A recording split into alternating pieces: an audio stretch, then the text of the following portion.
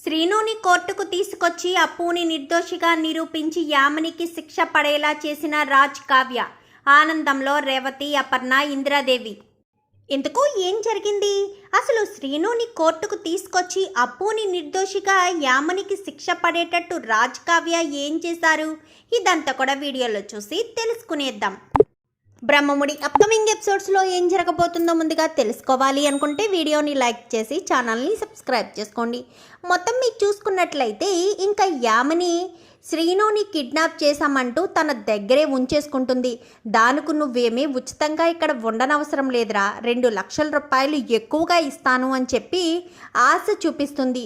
ఇంకా రంగాను పక్కకు పిలిచి ఎట్టి పరిస్థితుల్లో వాడు తప్పించుకోవడానికి వీల్లేదు, ఒక కంట కనిపెట్టు అని చెప్పి ఇంకా రంగాకి చెప్పి యామిని అక్కడి నుంచి వెళ్ళిపోతుంది.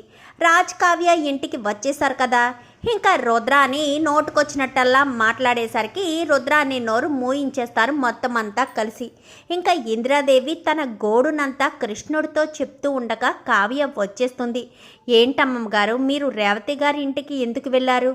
రేవతి గారికి మీకు ఏంటి సంబంధం అని నిలదీయడంతో మొత్తానికి ఇందిరాదేవి అయితే రేవతి అపర్ణ కూతురని, రాజ్కి అక్కని, నీకు సొంత వదినని మొత్తం చెప్పేసేసరికి ఒక్కసారిగా కావ్య షాక్ అవుతుంది.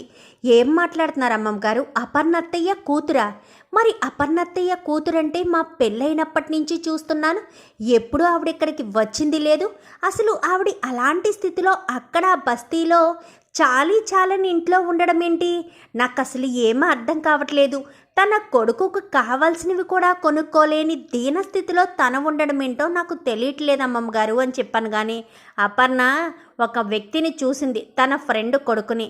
తన కొడుకునే పెళ్లి చేసుకోవాలని రేవతికి గట్టిగా చెప్పింది. రేవతి తను ప్రేమించిన అబ్బాయిని మాత్రమే పెళ్లి చేసుకుంటానని అపర్ణ మాట ఎదిరించి మరీ ఇంట్లోంచి వెళ్ళిపోయింది. ఆ క్షణం నుంచి కూడా రేవతిని అసహించుకుంటుంది అపర్ణ. రేవతి పేరెత్తితే చాలు అపర్ణ చాలా కోపంగా ఉంటుంది.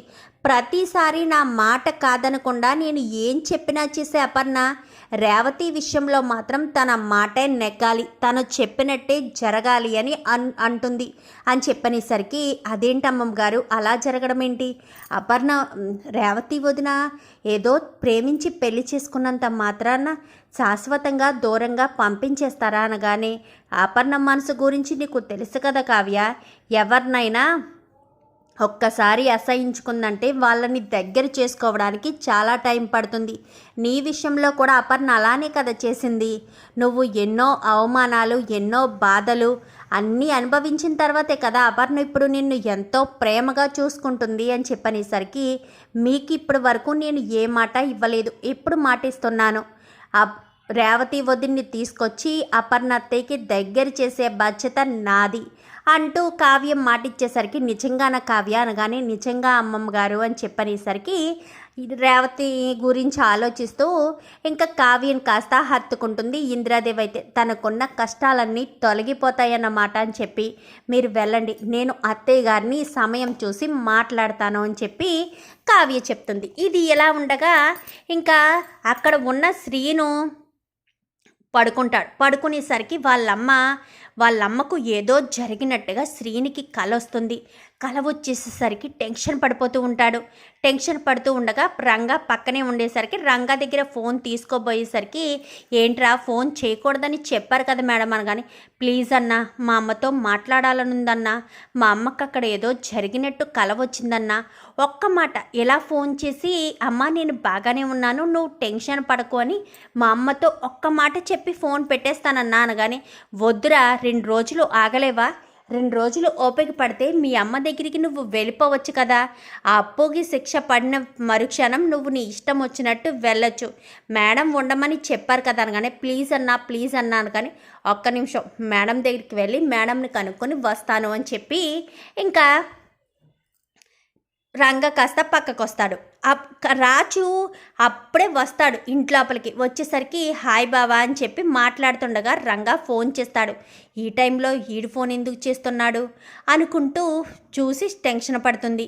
ఎవరు ఫోను అనగానే, తెలిసిన వాళ్ళే బావా అని చెప్పనేసరికి, పర్వాలేదు మాట్లాడు అని చెప్పాను. కానీ పర్వాలేదు బావా అనేసరికి మళ్ళీ ఫోన్ చేస్తాడు. మళ్ళీ ఫోన్ చేసేసరికి రంగాని పైన క్లియర్గా కనిపిస్తుంది. కనిపించేసరికి రంగానా, ఎవరి రంగా అనుకుంటూ ఇంకా రాజు సరే యమని అని చెప్పి పైకి వెళ్ళి వెళ్ళకుండా పై మెట్ల దగ్గరే నిలబడి వింటూ ఉంటాడు.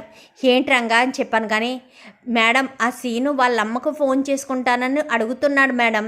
వాళ్ళమ్మ కలలోకి వచ్చిందంట, అందుకని వాడు అడుగుతున్నాడు. ఏం చేయమంటారు మేడం అనగాని, ఆ శ్రీనుని ఎట్టి పరిస్థితుల్లో వాళ్ళమ్మకు ఫోన్ చేయనివ్వద్దు. వాళ్ళమ్మకు ఫోన్ చేస్తే వాడు ఇక్కడే ఉన్నాడన్న విషయం తెలిసిపోతుంది. ఎట్టి పరిస్థితుల్లో అప్పుకి శిక్ష పడేంత వరకు ఆ శ్రీనుని ఫోన్ చేయొద్దని చెప్పాను కానీ నా వల్ల కావట్లేదు మేడం అని చెప్పాను కానీ, సరే నేను ఇప్పుడే వస్తున్నాను అని చెప్పి యామిని అటు ఇటు చూసి బయలుదేరుతుంది. అంటే అప్పుకి శిక్ష పడాలని కోరుకునేది యామినీనా? అంటే ఆ సీనుని కిడ్నాప్ చేశాను అని చెప్పింది యామినీనా? యామినీని ఫాలో అయితే ఆ సీనుగాడు ఎక్కడున్నాడనేది తెలుస్తుంది కదా అని చెప్పి ఇంకా రాజు ఆ కార్ తీసుకుని యామిని వెనకాల ఫాలో అవుతాడు. ఫాలో అయ్యేసరికి కావ్యకు ఫోన్ చేస్తాడు. చెప్పండి అని చెప్పాను కానీ సీను ఎక్కడున్నాడో తెలిసింది, నేను వెళ్తున్నాను అని చెప్పనేసరికి మీరు వెళ్తున్నారా అని చెప్పాను కానీ అవును వెళ్తున్నాను అనగాని, ఏ రూట్లో వెళ్తున్నారు, నాకు లైవ్ లొకేషన్ పెట్టండి, నేను అక్కడికి వస్తాను అనగాని, లేదు కళావతి గారు నేను హ్యాండిల్ చేస్తాను అనగాని, లేదు నేను వస్తాను, ముందు మీరు లైవ్ లొకేషన్ పెట్టండి అనగాని లైవ్ లొకేషన్ కాస్త పెడతాడు. పెట్టేసరికి ఇంకా యామిని ముందు వెళ్తుంది. తర్వాత వెనకాల కొంచెం డిస్టెన్స్లో రాజ్ వెళ్తాడు. రాజ్ వెళ్ళేసరికి యామిని లోపలికి వెళ్ళి ఇంకా రాజు చాలా దూరంగానే ఎక్కడో తుప్పల్లో కార్ పార్కింగ్ చేసి యామిని వెనకాల స్లోగా నడుచుకుంటూ వెళ్తాడు. వెళ్ళేసరికి ఇంకా యామిని వాడి దగ్గరికి వెళ్ళి మాట్లాడుతూ ఉంటుంది. ఏంట్రా మీ అమ్మతో మాట్లాడతాను అని అంటున్నావంట అనగాని, ప్లీజ్ మేడం మా అమ్మతో మాట్లాడనివ్వండి మేడం, మా అమ్మకి ఏదో జరిగినట్టు నాకు కల వచ్చింది అనగాని, ఏం కాదు మీ అమ్మ బాగానే ఉంటుంది, నువ్వేదో టెన్షన్ పడుతున్నావంతే, ఒక్క 2 రోజులు ఓపిక పట్టు చాలు, అప్పుకి శిక్ష పడిన మరుక్షణం నిన్ను వదిలేస్తాను, నీకు ఇస్తానన్న డబ్బులు ఇస్తాను అని చెప్పాను కదా అని చెప్పనేసరికి, ప్లీజ్ మేడం మీ కళ్ళ ముందే అమ్మ ఎలా ఉన్నా ఏం చేస్తున్నావని మాత్రమే అడుగుతాను మేడం, అంతకు మించి ఏం మాట్లాడను అనగానే, రంగా ఈ సీనుని ఇలానే వదిలేస్తే వీడు ఇలాగే మాట్లాడతాడు, వీడిని ఒక కుర్చీలో కూర్చోబెట్టి కట్టేసే, వీడికి భోజనం పెట్టినప్పుడు మాత్రమే కట్లిప్పు, అప్పటి వరకు వెప్పొద్దు, వీడు నోరు కూడా మూసేసే ప్లాస్టర్లతో, లేదంటే వీడు ఇలాగే వాగుతూ ఉంటాడు అని చెప్పనేసరికి సరే మేడం అని చెప్పి యామిని కాస్త అక్కడి నుంచి వెళ్ళిపోతుంది. ఇంకా రాజు అక్కడే చాటుగా ఉంటాడు.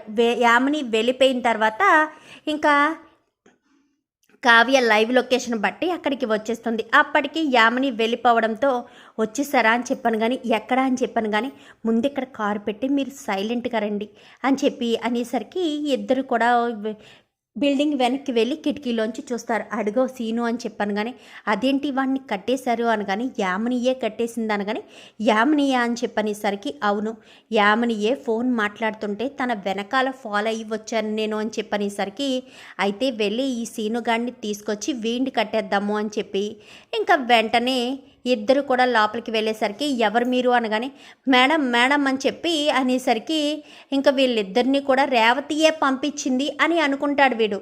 అపూర్వ అన్న విషయం తెలియదు. సో ఇక వీడిని కాస్త అక్కడి నుంచి అవతల రంగాన్ని కట్టేసి సీనుని బయటకు తీసుకొచ్చేసరికి చాలా థ్యాంక్స్ మేడం, అర్జెంటుగా మా అమ్మతో మాట్లాడాలి అనగానే, మీ అమ్మతో మాట్లాడడం దేనికి, మీ అమ్మ దగ్గరికే నిన్ను తీసుకువెళ్తాను అని చెప్పి రేవతికి ఫోన్ చేసి వాళ్ళ అమ్మని తీసుకుని ఒక చోటకి రమ్మని చెప్తుంది. అది కనకం వాళ్ళ ఇంట్లో దాచిపెడదామన్న ఉద్దేశంతో ఇంకా రమ్మని చెప్పేసరికి అక్కడికి వస్తారు. ఏంట్రా నువ్వు వాళ్ళ చెల్లెలి జీవితాన్ని నాశనం చేయబోయావంట, ఏంట్రా ఇదంతా, నువ్వు మంచిగా పని చేసుకుని నన్ను ప్రేమగా చూసుకుంటావనుకుంటున్నాను, ఇలాంటి పనులు చేస్తున్నావా అని చెప్పనేసరికి, మీ చెల్లెలా అనగానే అపూర్వ ఎవరో కాదు నా చెల్లెలే అని చెప్పనేసరికి, నాకు ఆవిడ మీద ఎలాంటి కోపం లేదు మేడం, యామిని మేడం చెప్పబట్టే చేశాను అని చెప్పాను కానీ, సరే ఇప్పుడు నా చెల్లెలు నిర్దోషి అని చెప్పగలిగింది నువ్వొక్కడవే, ఆ యామిని కుట్రను బయట పెట్టి నువ్వే నిజాన్ని చెప్పాలి అనగాని, ఒరే నాన్న ఇలాంటి పనులు చెయ్యొద్దురా, ఏదో తెలియక తప్పు చేసావు, ప్లీజ్ రా కోర్టులో నిజం చెప్పారా అని చెప్పాను, కానీ ఆ యామిని మేడం చంపేస్తుంది మేడం అని చెప్పనేసరికి యామిని గురించి నేను చూసుకుంటాను, ఆ యామిని ఏం చేయకుండా నేను చేస్తాను కదా, నువ్వు అసలు కోర్టుకి రావాలి, కోర్టులో నిజం చెప్తే ఇంక యామిని నిన్నేం చేస్తుంది, తనకు శిక్ష పడేటట్టు చేస్తాయి అని చెప్పనేసరికి సరే మేడం అనగానే అమ్మ